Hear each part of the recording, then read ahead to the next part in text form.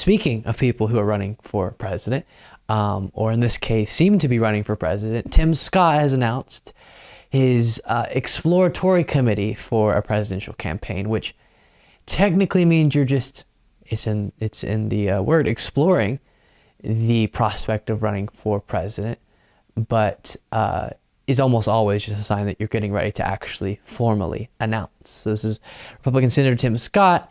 He, as we're going to get to, is incapable of criticizing Trump, even though he's running against, or he will be running against Trump, and does the same kind of Nikki Haley dance we've seen. Now, recently Nikki Haley has finally criticized Trump, but we saw Vivek Ramaswamy, Nikki Haley, and Tim Scott all do this thing where they're trying to sell themselves as the better option within the Republican primary, but can't explain at all why they're better than, and I always must include this when I say that, there are a million reasons anyone could be better than Trump, but they choose not to find or articulate any of those reasons. And Nikki Haley would just say, I'm kicking this way, kicking that way in response. And then Tim Scott just kind of tells his own personal story. So we'll get to him getting asked what sets him apart from Trump and him once again refusing to answer the question.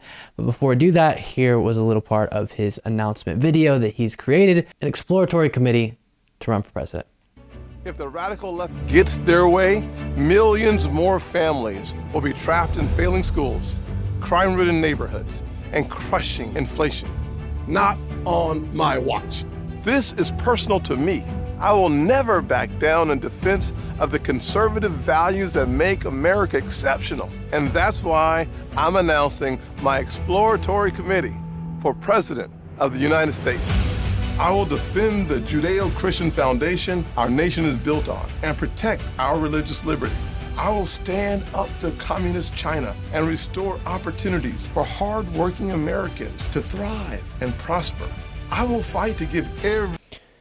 Okay, so you get the point there. And then here was him after this appearing on Fox and Friends and getting asked, okay, the person who's most likely to be the nominee, Trump, what makes you the better candidate? Are you answering my question about how you beat Donald Trump by saying that your personal story is what's going to sell you to the American people? What I'm saying in response to your question is that the field of play is focusing on President Biden's failures. What Americans want to see is the contrast between the radical left and the blueprint to ruin America and why our policies actually work. I believe that Psalms 139 tells us that we are all uniquely and fearfully made. If we focus on our uniqueness, we focus on our path to where we are, I believe we give the voters a choice so that they can decide how we move forward. As opposed to trying to have a conversation about how to beat a Republican, I think we're better off having a conversation about beating Joe Biden. But you can't beat Joe Biden if you don't beat the other Republicans. That's how primaries work. It's the same thing I said about Vivek Ramaswamy and Nikki Haley when she was refusing to explain it all.